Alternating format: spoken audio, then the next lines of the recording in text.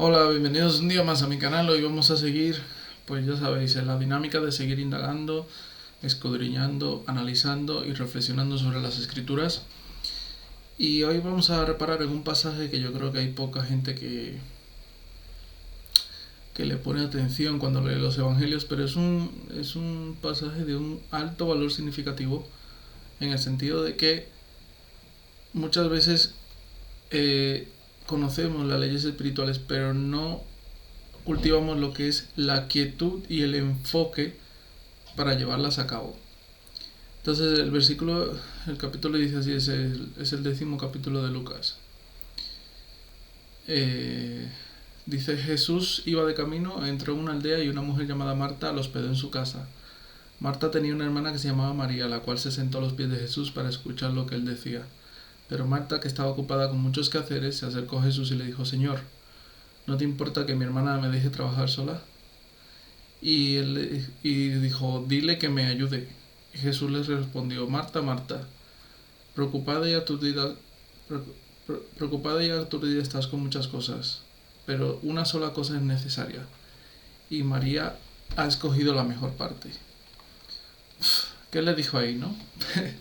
Bueno, cabe recalcar que eh, Jesús tenía una buena amistad con Marta y María, que a su vez eran hermanas de Lázaro. Bueno, ya conocemos ese pasaje de Lázaro, ¿no? Bueno, esta amistad hermosa es descrita a lo largo del cuarto evangelio de Juan en mayor profundidad, pero en Lucas, en el evangelio de Lucas, él aprovecha la figura de las dos hermanas para enfatizar no en sus modos de actuar, sino sobre cada una de las conciencias, ¿no? Sobre ese enfoque que he hablado antes.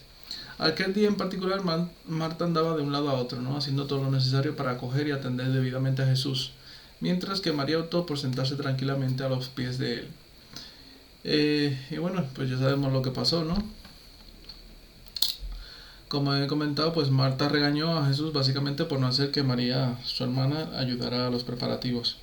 Y podríamos vernos tentados a decir: bueno, después de todo, Marta estaba haciendo todo el trabajo duro, ¿no? Y María debería haber ayudado también. Pero sin embargo, eso es realmente malinterpretar la historia. Jesús no quiso decir que pudieras descuidar tus obligaciones y echárselas a otras personas, ya que eso abriría la puerta a la pereza. Entonces, ¿por qué dijo que María había escogido la mejor parte?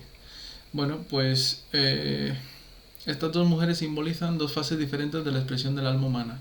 La expresión de Marta, ir de un lado a otro y hacer las cosas, es necesaria hasta que se alcanza la conciencia de María. Fijaos lo que os digo. Esto no significa evitar el trabajo, aunque Marta así lo creía.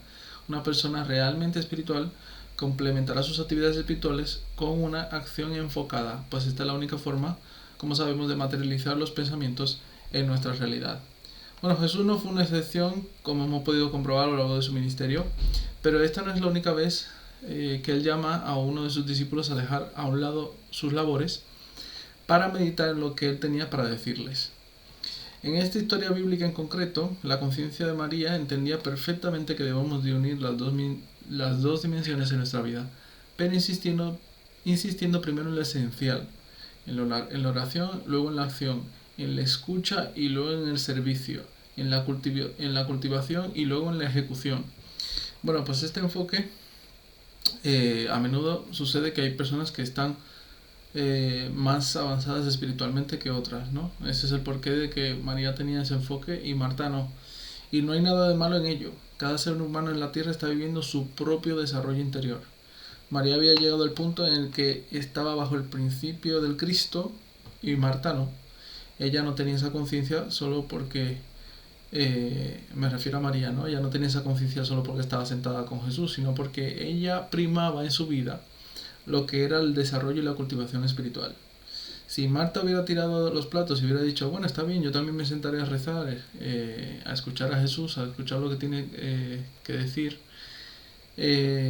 seguiría siendo Marta y no tendría la conciencia que tenía María, ¿no? Pues como sabemos, la intención no sería la misma.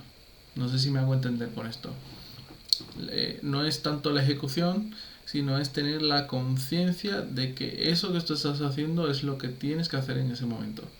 Es esa conciencia de priorizar como he dicho antes, esa conciencia crística donde tú priorizas la cultivación y el asimilamiento de las leyes espirituales y los conceptos del espíritu, y luego pasas a la ejecución.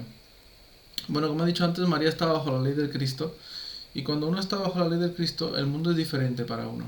¿Por qué? Porque uno tiene una predisposición de comprender el plano espiritual, pues es el estado de nuestro interior que luego es en el que nos basamos para desarrollar todo lo que está en el exterior.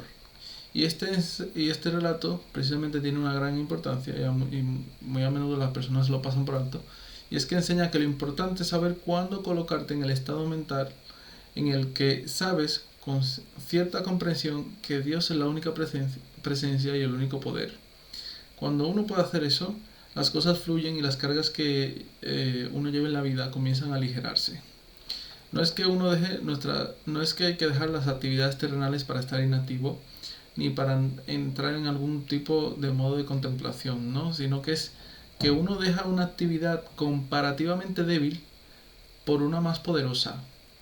Y esto no es algo fácil de hacer, pues requiere una preparación y una práctica constante en reformar, transformar y cultivar la conciencia. Bueno, si uno nunca, para hacer algún tipo de analogía gráfica, si uno nunca ha recibido lección de música, no podemos sentarnos un día y tocar un piano y decir, bueno, voy a tocar como Mozart, ¿no? Bueno, si uno quiere tocar como el maestro, uno tendrá que hacer lo que él hizo primero, ¿no? Así que uno no puede decir, voy a tener la conciencia de María, ¿no? Voy a tener esa capacidad de discernir entre el poder o el peso de las actividades que enfrento, y lo voy a elegir siempre, porque sí, ¿no? El primer paso siempre para la consecución de un despliegue mayor de una virtud o de un atributo divino es preparar el camino mediante la práctica y la disciplina, ¿no? María había llegado a ese punto, pero bueno, como hemos visto, Marta no. Aunque Marta tenía que ser, y aquí hago un inciso, no es un dato histórico que tenemos, pero sí que podemos intuirlo, y es que Marta tenía que ser un alma espléndida, ¿no? O no habría sido amigo de Jesús. Pero la cosa aquí es que ella no tenía el conocimiento superior ni la comprensión de que la conciencia espiritual afecta mucho más al mundo material que las actividades externas realizadas desde el afán. Y muchas personas se encuentran en ese nivel. Y el que me está viendo ahora puede estar más adelantado que otros, y uno puede chocarse con ese desorden interior que manifiestan algunas personas, pero sabiendo el nivel de conciencia que esa persona tiene, uno, como trató Jesús a Marta, uno lo trata a la persona con compasión y le exhorta o le hace ver, ¿no?, otro punto de vista, otra dimensión de esa realidad que está aconteciendo ahí. Y bueno, esto tiene también una doble vertiente, ¿no? Porque si entendemos el nivel de conciencia, también ese individuo tiene que entender que no va a prosperar a menos que cultive aquello que sabe de la mejor forma posible.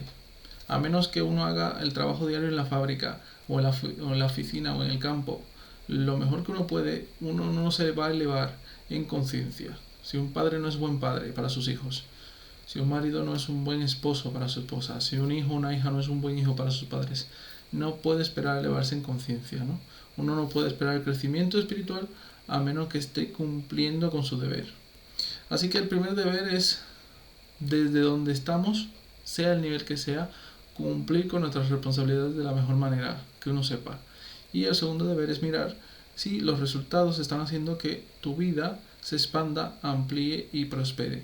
Y si no es así, entonces deberías hacer como María y sentarte a escuchar y estudiar a las personas que te puedan edificar en esas áreas que necesitas levantar. Y esta es la historia de las dos mujeres, ¿no?, que representan dos facetas del alma humana, ¿no?, de la conciencia humana.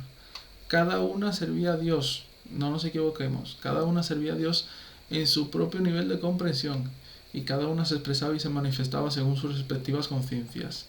Del mismo modo pasa con cada uno de nosotros, ¿no? Si uno ha empezado en el camino espiritual, a edificarse espiritualmente, uno debe saber que si uno quiere manifestar los logros, las relaciones, la salud o cualquier situación o cosa de índole elevada, ¿no? De naturaleza elevada y espiritual, uno tiene que ser capaz de proporcionar el nivel de conciencia equivalente. Y si no es el caso, quiero que sepáis que no lo conseguiremos refunfuñando ante las condiciones que se presenten, así como lo hizo Marta, no, Señor, porque no le dices a mi hermana que me ayude, sino que uno tiene que aprender a ponerse en la tesitura de saber escuchar y de saber observar, ¿no? Y mediante la oración, la meditación y la reflexión en las situaciones que nos envuelven cada día, tratar junto a Dios y la cultivación de la conciencia,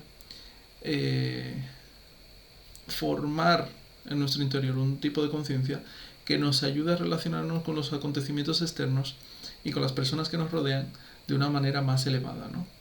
Así y solo así uno podrá, tendremos la capacidad, ¿no?, de desprendernos del afán y el apego a las circunstancias para dar lugar a la paz, la calma, el sosiego y la armonía que sentía María, fruto de tener claro su orden de prioridades, ¿no?